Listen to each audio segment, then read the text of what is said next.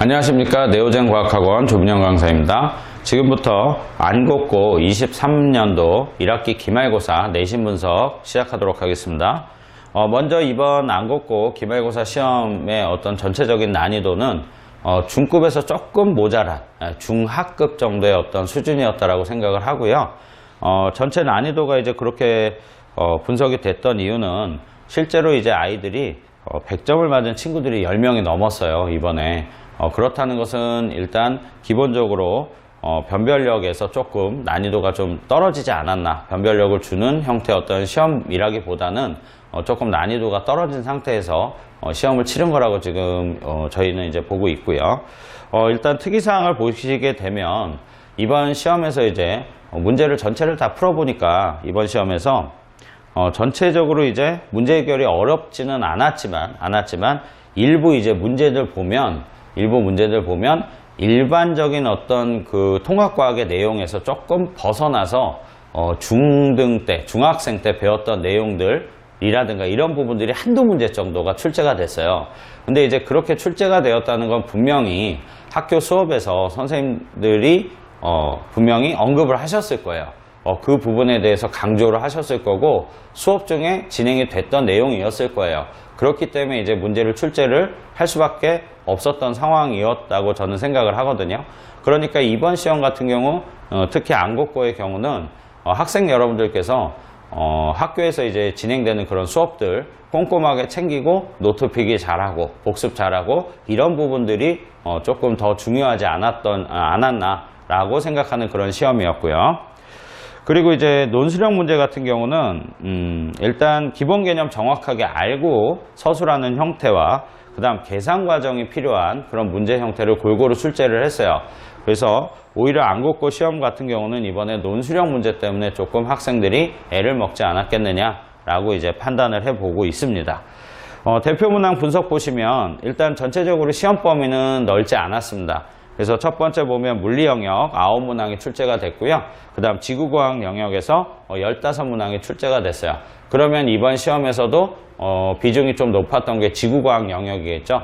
그래서 이제 학생들이 공부를 할 때 지구과학보다는 조금 물리를 어려워하는 경향성이 있잖아요. 특히 역학 부분이 들어가기 때문에 그 부분을 좀 어려워하는데 그런 부분에서 이 범위 그리고 출제되는 문항수만 살펴봐도 전반적으로 조금 난이도가 낮았을 수도 있겠구나 라고 이제 볼 수 있는 거죠.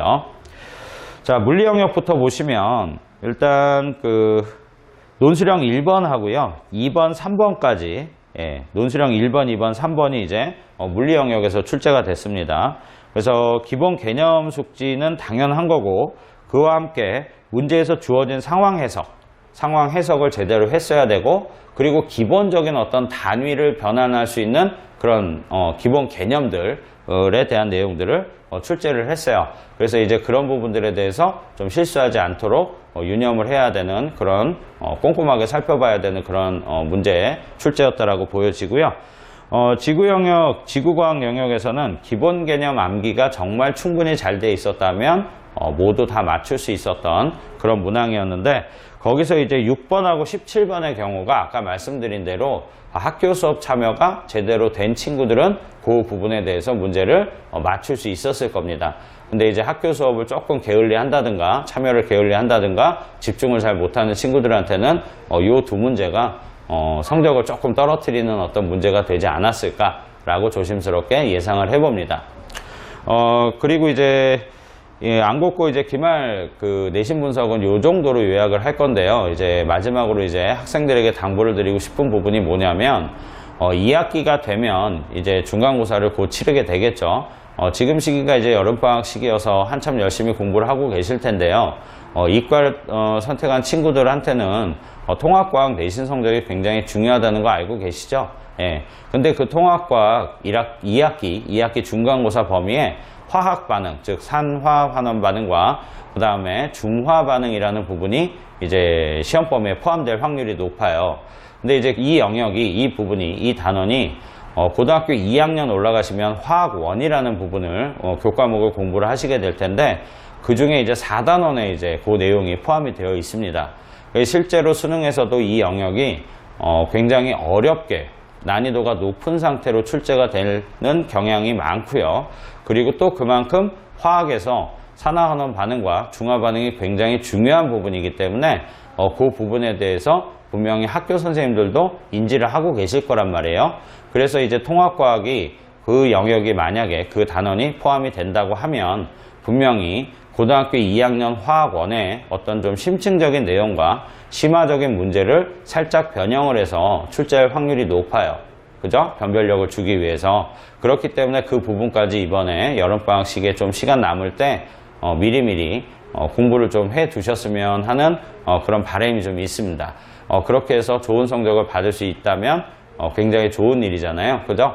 그래서 심층적인 부분과 좀 심화적인 내용까지도 공부를 할 수 있게끔 미리 대비를 하시는 게 좋겠다는 말씀 드리면서 안국고 23년도 1학기 기말 내신 분석을 여기서 마치도록 할게요. 자, 감사합니다.